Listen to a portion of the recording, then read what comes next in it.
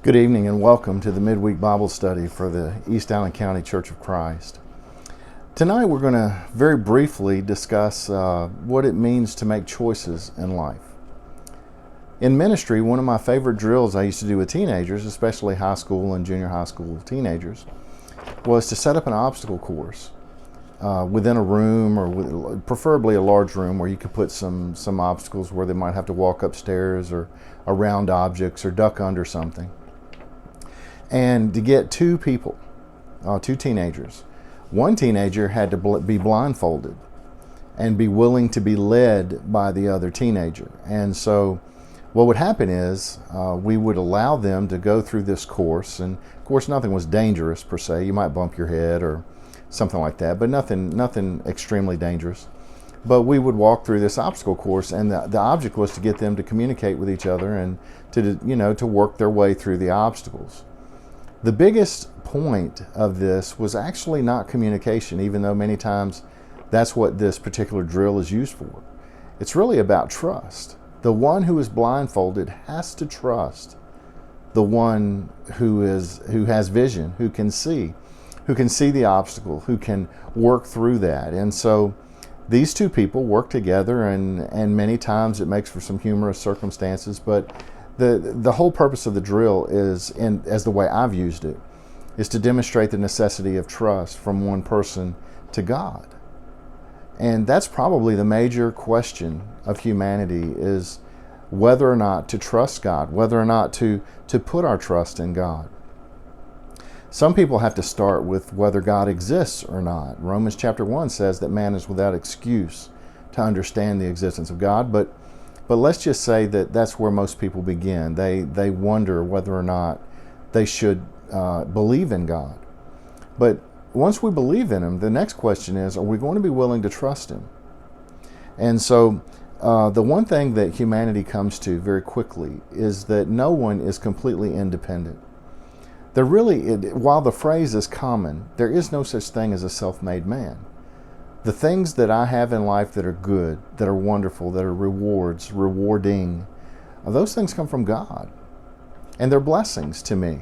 And they come to a lot of people, not just Christians, because the Lord reigns on the just and the unjust. That's what that phraseology means.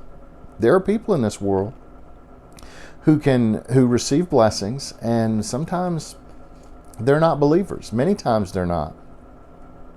So it's almost impossible for us to not believe in something beyond ourselves. One of the first major realizations of humanity is that everything seems so much bigger than us. And many things are. We're surrounded by so many things that compete for our trust. Sometimes it's our ability to make an income. Some people think that financial security is the bottom line, the foundation of happiness in life.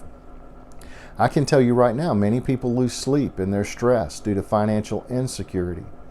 But that can't become the foundation for life, because what makes one person secure, a certain amount of money that makes one person secure, does not make another person secure. And so that's a moving target among people. And so you will always have some people who will never be happy, and some people who will be happy with very little. And that's the case with humanity.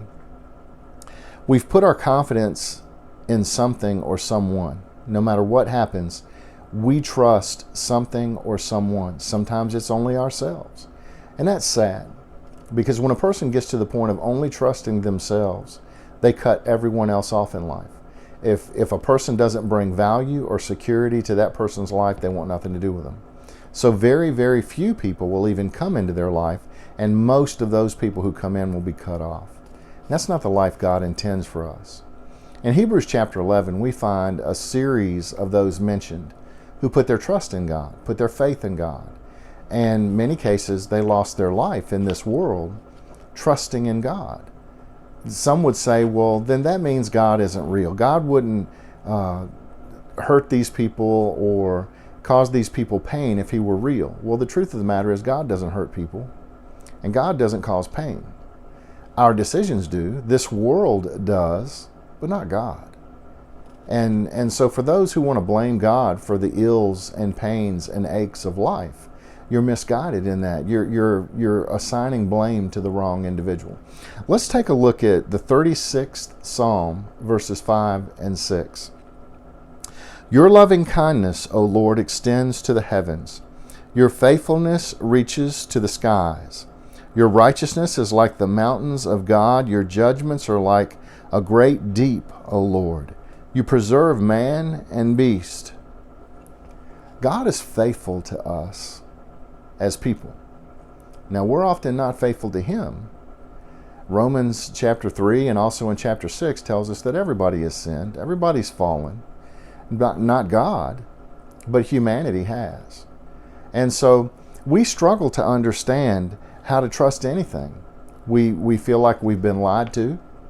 We have occasionally deceived and lied. And if you're sitting in this audience today and say, well, I'm not a liar. Well, I'm not saying that you practice it regularly, but at some point in your life, you have probably said something that fell short of the truth. You have probably said something that fell short of being entirely honest. And so saying that and understanding that, we need to realize, and that's just one aspect of life. I'm not saying that people are incessantly lying all the time, but there are people who live their lives believing that most people do lie to them all the time. I don't think that's true. That's not my view of life. I think that's pretty cynical.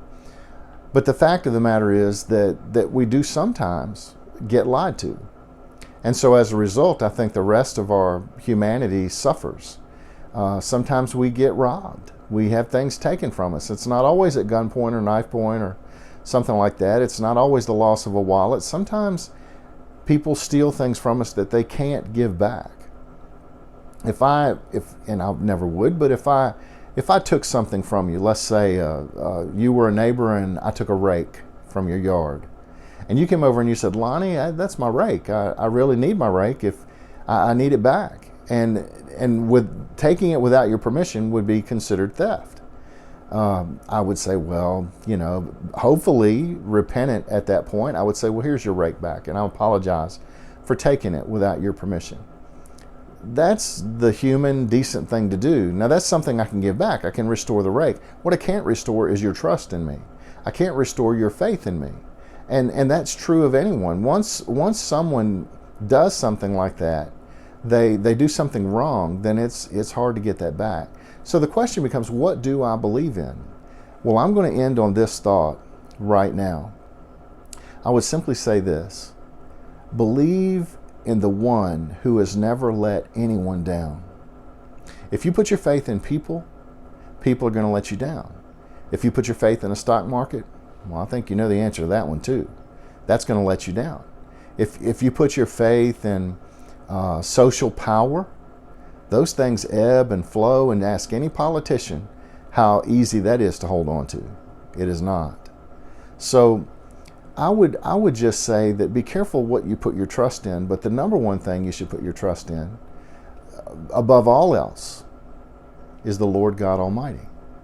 I would encourage you to read Hebrews chapter 11 and to look at the other verses in our study that we put forth this week. And if you haven't signed up for these studies and you would like to, please call the office and leave a message for Shirley, and she'll make sure that she prints one out for you and that you'll have it. But this coming Sunday will be one of life's most basic questions, is whether to put our trust in God. And that's what we're going to talk about on Sunday night. So if you want to come and join us, we're awfully glad to have you. If you can't make it and you're at home, then please call in and let's get the contact information for you, and we'll get these studies to you. If she has to mail them, or if you're a member here at East Allen County Church, then we'll make sure that you get a copy here when you come to worship the week before, hopefully. That's our plan. That's what we're trying to do. But if you're away and unable to have access to these, then we invite you to come and take part in our studies this way. And if you have any questions about the study itself, if you wonder, if you have a question about the subject we're talking about, or if you have a comment that you'd like us to bring up in class, and you study it through the week, you can also call in and say, I've got a comment for the Sunday night class. and I'd like to make this observation, and that'll be given to me, and I will bring it up in Sunday night class. So we love you. Hope you have a wonderful week, and I hope you consider who you put your faith in, and consider it very seriously. Some people you can put your faith in with the understanding that they'll likely let you down, but you can also know that if you put your faith in God, He will never let you down. So God bless you, and have a wonderful week.